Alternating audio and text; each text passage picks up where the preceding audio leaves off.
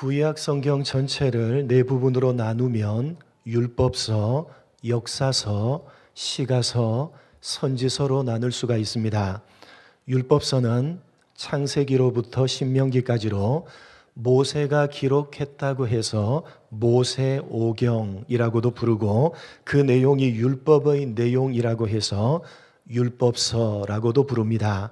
시가서는 욥기, 시편, 잠언, 전도, 아가 이렇게 5권으로 시와 노래의 형식으로 되어져 있다고 해서 시가서이고, 선지서는 이사야로부터 말라기까지 선지자들이 예언한 내용으로 예언서라고도 부릅니다.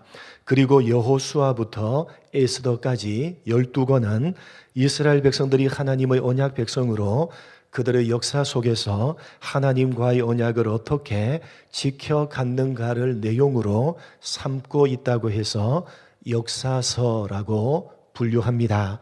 우리는 역사서의 시작 부분에 해당하는 여호수아서를 차례대로 살펴보고 있습니다.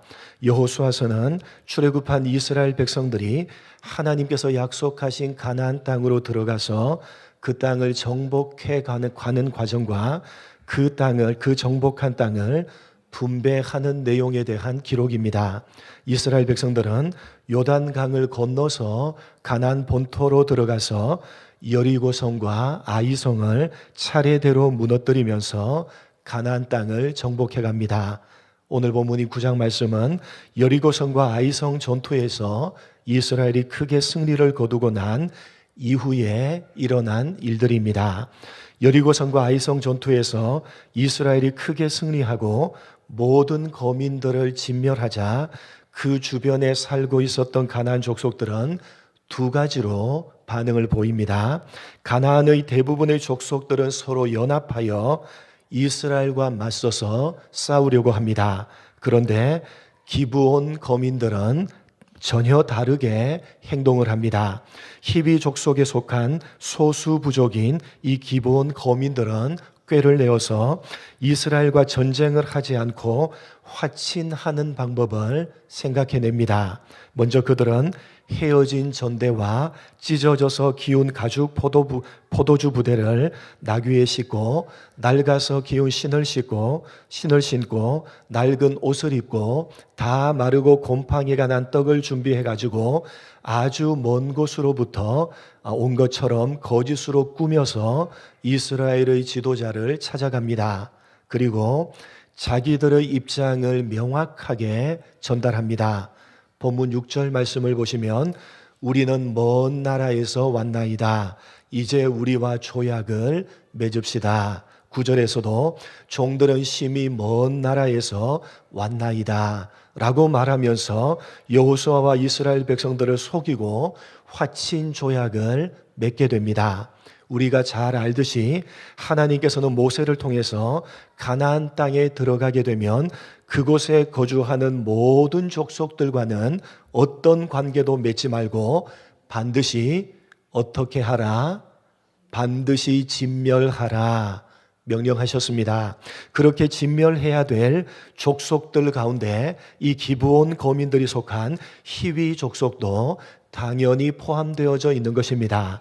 그런데 이들 기브온 거민들은 거짓을 말하면서 화친 조약을 맺기를 요청했고, 여호수아와 이스라엘 백성들은 14절 말씀에서 보듯이 어떻게 할지를 여호와께 묻지 않고 그들을 살려주겠다는 화친 조약을 맺게 됩니다.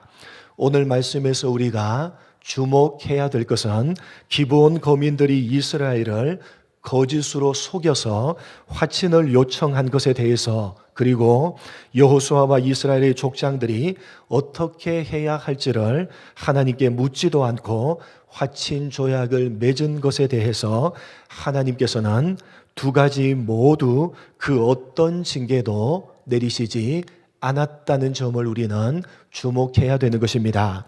여러분 생각해 보십시오. 기브온 거민들은 거짓으로 속여서 화친을 맺은 것입니다. 분명히 잘못된 행동입니다. 그러나 하나님께서는 그런 잘못된 기브온 거민들의 행동에 대해서 징계를 내리십니까? 내리지 않으십니까? 그 어떤 징계도 내리지 않으십니다. 오히려 그들은 생명을 얻게 되었을 뿐만 아니라 하나님의 백성의 일원으로 포함되어지는 복을 누리도록 허락하셨습니다. 여호수아와 이스라엘 백성들도 마찬가지입니다. 이들은 어떻게 할지를 하나님께 묻지도 않고 성급하게 기브온 거민들에게 속아서 화친을 맺은 것입니다. 물론 기브온 거민들이 작정을 하고 속이려고 들었기 때문에 할 수 없었다고 말할 수도 있겠지만, 그러나 하나님께 물을 수는 있었습니다. 사실 여호수아와 이스라엘 백성들도 갑작스럽게 나타나서 화친을 요청하는 이 기브온 거민들을 처음에는 의심을 했습니다. 7절을 보시면 너희가 멀리서 온 것이 아니라 우리 가운데 즉 가까이에 거주하는 듯하다 라고 하면서 이들을 믿어야 할지 말아야 할지를 고민하게 됩니다. 그런데 그들은 그렇게 충분히 하나님께 물을 만한 상황이었음에도 불구하고 어떻게 해야 할지를 하나님께 묻지 않았습니다. 그래서 14절에 어떻게 할지를 여호와께 묻지 아니하고 라고 성경이 기록하므로 그들이 잘못된 행동을 한 것임을 성경이 분명하게 지적하고 있는 것입니다. 여러분, 이로부터 불과 얼마 전에 있었던 아이성 전투를 한번 생각해 보시기 바랍니다. 여호수아와 이스라엘 백성들은 첫 번째 아이성 전투에서 대패를 합니다. 대패한 이유가 무엇이었습니까? 아간이라는 사람의 범죄가 결정적인 이유이긴 했습니다만, 여호수아와 이스라엘 백성들이 아이성을 너무나도 쉽게 보고 어떻게 싸워야 하는지를 하나님께 묻지도 않고 다만 군사력에 의지해서 싸웠기 때문입니다. 그래서 두 번째 아이성 전투에서는 어떻게 싸워야 할지를 이스라엘 백성들이 하나님께 물었고, 하나님께서 가르쳐 주신 방법대로 싸워서 승리를 거두었던 것입니다. 이렇게 하나님께서는 당신께 묻지 않았을 때 아이성 전투에서 패하게 하심으로 그것이 얼마나 큰 잘못인지를 이스라엘에게 보여주셨는데, 여호수아와 이스라엘 백성들은 다시 한번 어떻게 할지를 묻지도 않고 성급하게 기드온 거민들과 화친 조약을 맺어버린 것입니다. 그런데 하나님께서는 이상하게도 이 일에 대해서는 전혀 책임을 묻지 않으십니다. 기브온 거민들도 잘못을 범한 것이 사실이고 여호수아와 이스라엘 백성들 역시 잘못을 범한 것이 사실이지만, 하나님께서는 이 일에 대해서 전혀 책임을 묻지 않으셨다는 사실을 우리는 주목해야 되는 것입니다. 그 이유가 무엇이냐?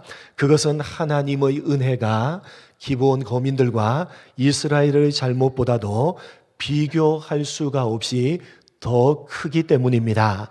무슨 말이냐?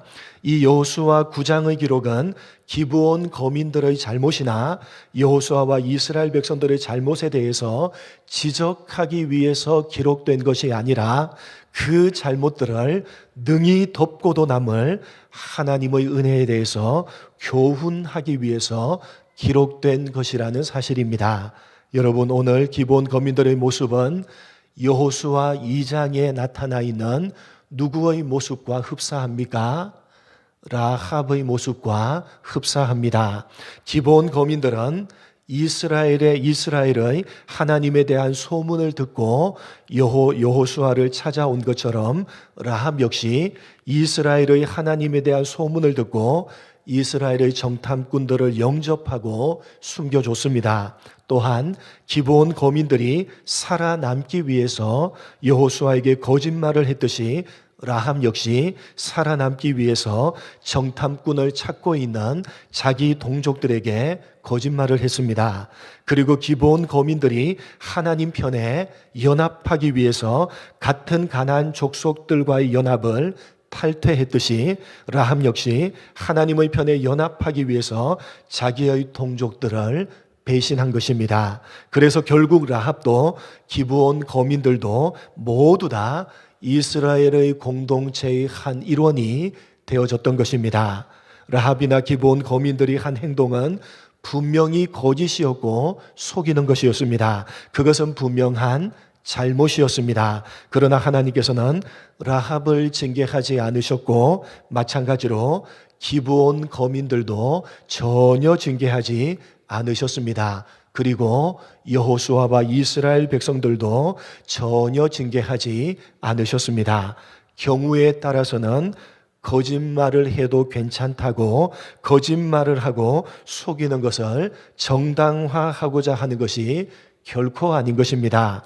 여호수아 2장의 라합에 대한 기록이나 오늘 기브온 거민들에 대한 기록은 결코 거짓을 말하고 속이는 것이 괜찮은 것이라고 정당화하는 기록이 아닌 것입니다. 거짓을 말하고 속이는 것은 분명히 잘못입니다. 결코 합리화되거나 결코 정당화될 수가 없습니다. 그러나 그러한 인간의 잘못을 뛰어넘는 것이 바로 하나님께서 베푸시는 은혜이기 때문에 그 사실을 오늘 9장을 통해서 우리들에게 보여주고자 하는 것입니다. 여러분, 기브온 거민들은 거짓을 말하고 속였습니다. 그것도 우발적으로 그렇게 한 것이 아니라 사전에 치밀하게 계획을 해서 거짓말을 한 것입니다. 어떻게 거짓을 말할지를 미리 정하고 연습하고 그 거짓말을 진짜처럼 위장하기 위해서 어떻게 했습니까? 낡은 행색을 하고 마르고 곰팡이가 난 떡을 준비하는 등 사전에 철저하게 치밀하게 준비하고 계획해서 이 거짓을 실행한 것입니다. 명백한 잘못이고 징계를 받아 마땅한 범죄입니다. 그것도 속이려고 하는 대상이 누구였습니까? 여호수아와 이스라엘 백성들, 즉 하나님의 백성들입니다. 그것은 다만 사람을 속이는 행위 정도가 아니라 누구를 속이는 행위와 동일합니까? 하나님을 속이는 행위와 동일합니다. 여러분, 사도행전 5장을 한번 보도록 하겠습니다. 사도행전 5장, 여호수아와 이스라엘을 속이려고 했던 그 행동은 하나님을 속이려는 행동과 똑같은 것입니다. 사도행전 5장 1절로 4절 말씀 한번 읽어보겠습니다. 사도행전 5장 1절로 4절, 제가 1절 말씀, 아나니아라 하는 사람이 그의 아내 삽비라와 더불어 소유를 팔아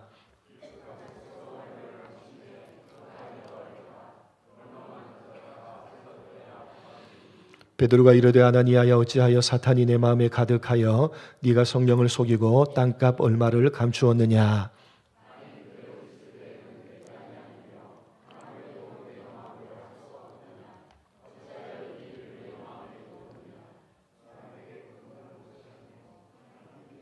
5절 말씀 같이 읽겠습니다. 시작.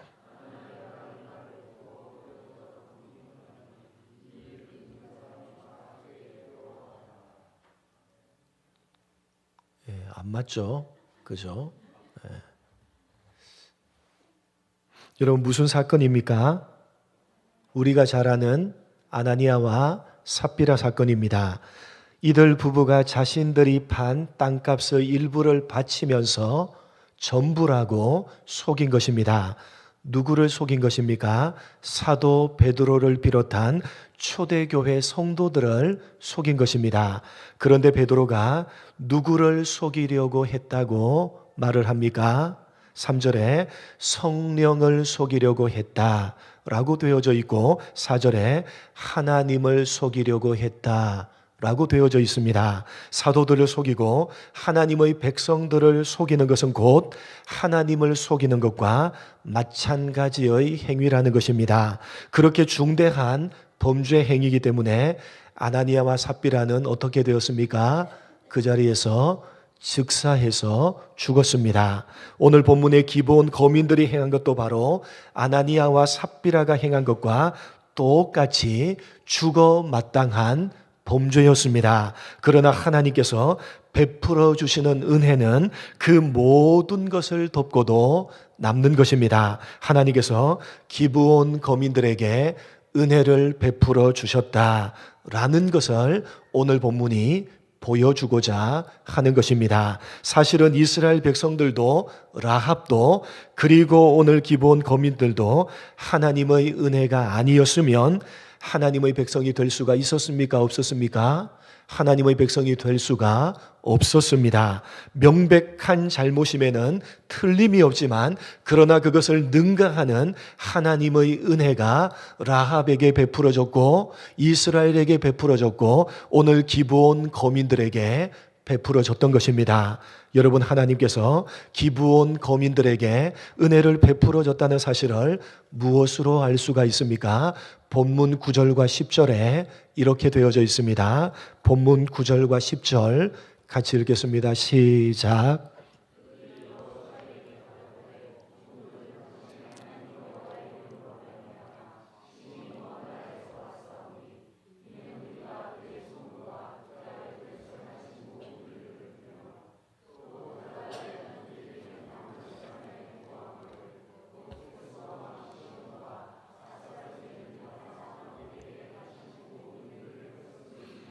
기브온 거민들은 하나님에 대한 모든 말씀을 어떻게 했습니까? 들었습니다. 그리고 그 들은 말씀을 믿고 두려워해서 이스라엘 백성들에게 나와서 화친을 요청했다는 사실입니다. 여러분, 하나님에 대한 말씀은 아무나 들을 수 있습니까? 없습니까? 아무나 들을 수가 없는 것입니다. 더군다나 하나님의 말씀을 듣고 그 말씀에 대해서 믿음으로 반응을 보인다는 것은 아무나 할 수 있는 것이 아닌 것입니다. 그것은 기브온 거민들이 하나님의 은혜를 입은 자들이라는 명백한 증거가 되는 것입니다. 여러분, 생각해 보십시오. 하나님에 대한 말씀은 기브온 거민들만 들은 것이 맞습니까? 아닙니까? 이스라엘 백성들의 하나님에 대한 이 말씀은 이 기브온 거민들만 들은 것이 아니었습니다. 가나안 땅에 살고 있었던 모든 사람들이 듣고 간담이 녹았다고 여호수아 2장이 설명하고 있습니다. 오늘 본문 1절과 2절에서도 가나안 족속의 6나라의 모든 사람들이 하나님에 대한 일을 들었다라고 되어져 있습니다. 그러나 이들은 어떻게 했습니까? 다만 귀로만, 소리로만 들었던 것이지 깨달은 것이 아니었습니다. 깨닫고 하나님에 대한 믿음을 가지고 반응을 보였던 것이 아니었습니다. 듣기는 들었지만 그들은 어떻게 반응을 했습니까? 기브온 거민들을 제외한 모든 가나안의 땅의 족속들은 연합을 해서 이스라엘과 대적하기로 결심을 했던 것입니다. 그러나 기브온 거민들은 똑같은 말씀을 귀로 들었지만 그들에게는 하나님의 은혜가 베풀어졌기 때문에 다른 사람들과는 구별되게 하나님에 대한 믿음을 가지고 행동을 했던 것입니다. 그들은 자신들의 모든 것을 다해서 이스라엘 백성의 일원이 되기를 원했고 사모했던 것이고 결국 하나님의 백성의 일원이 되었던 것입니다. 사랑하는 성도 여러분, 하나님의 은혜는 우리의 잘못과 실수를 덮고도 남는다는 사실을 여러분 가슴에 새기시기 바랍니다. 우리는 죄인이지만 하나님께서는 이미 우리에게 은혜를 베풀어 주셨습니다. 여러분, 우리가 은혜를 입은 사람이라는 증거가 뭡니까? 하나님의 말씀을 들을 수가 있으며 그 들은 말씀을 깨달을 수가 있으며 그 말씀에 믿음으로 반응할 수 있다는 것이야말로 우리가 하나님께 은혜를 입은 사람이라는 명백한 증거인 것입니다. 여러분은 정말 하나님께 은혜를 입은 사람입니까? 스스로를 살펴보시기 바랍니다. 여러분, 하나님의 말씀이 여러분의 귀에 들려지고 계십니까?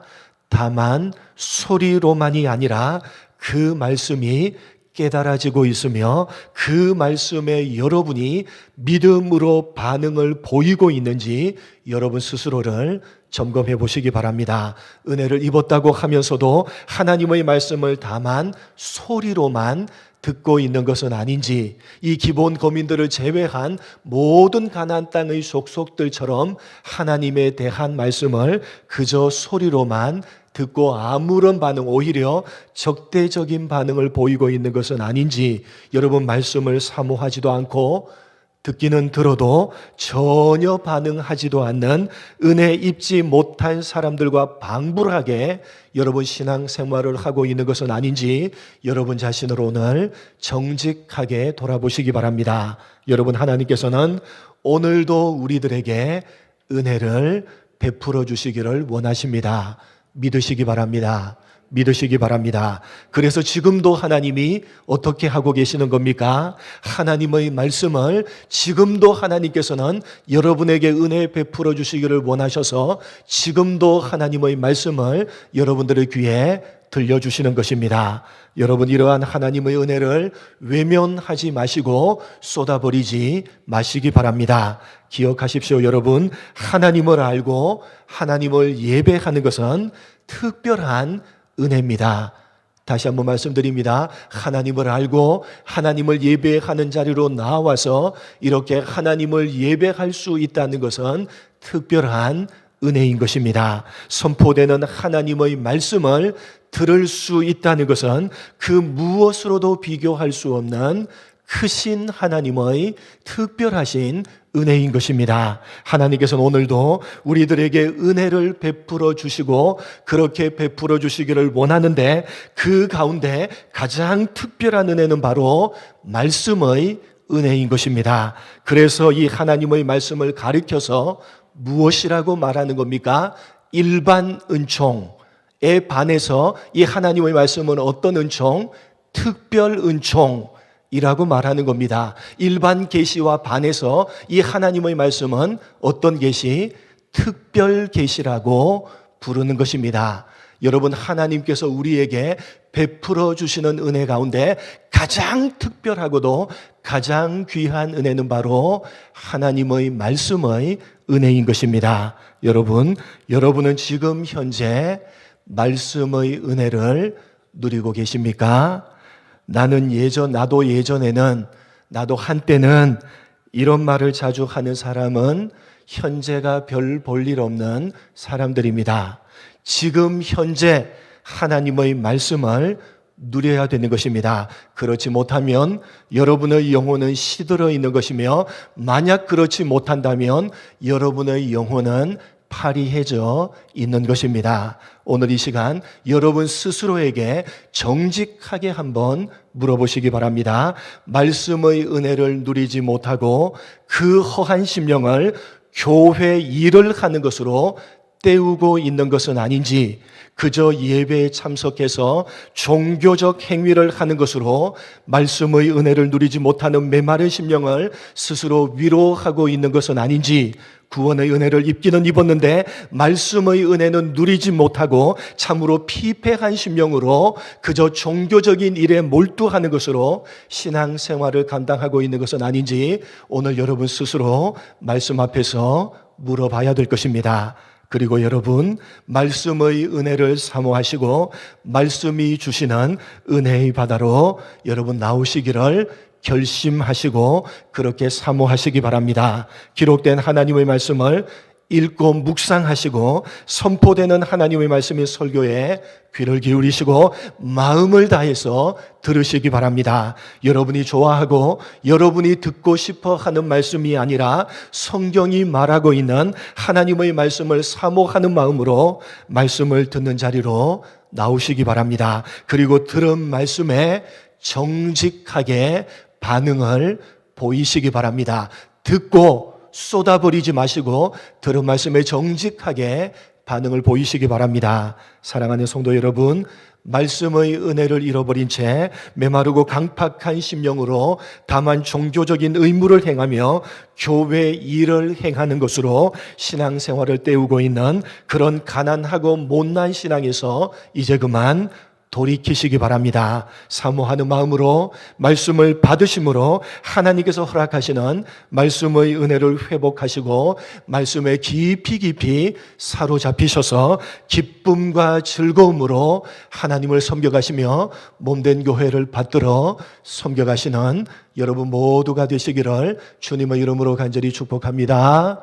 오늘 말씀을 생각하면서 함께 합심해서 기도했으면 좋겠습니다. 말씀의 은혜를 잃어버리고 파리해져 있는 영혼은 아닌지, 말씀의 은혜를 잃어버리고 메마르고 강팍한 심령으로 교회 일을 하는 것으로 신앙생활을 때우고 있는 것은 아닌지, 말씀의 은혜를 잃어버리고 종교적 행위에 몰두하는 것으로 스스로를 위로하고 있는 것은 아닌지 우리 자신을 말씀 앞에 겸손하게 돌아보았으면 좋겠습니다. 하나님께서는 오늘도 우리들에게 은혜를 베풀어 주시기를 원합니다.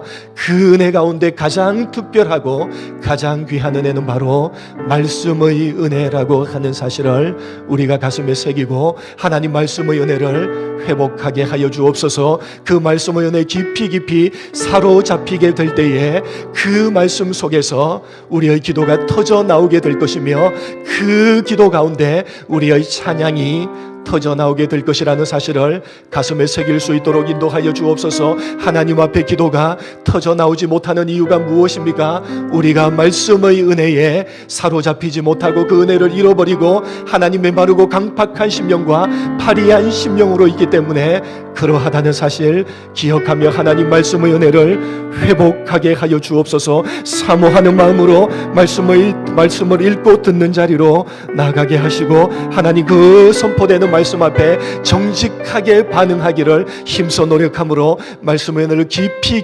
회복하는, 그래서 기쁨과 즐거움으로 하나님을 섬겨가는 우리가 되게 해달라고 오늘 말씀을 생각하면서 우리 주여 한번 외치시고 함께 합심해서 기도합니다. 주여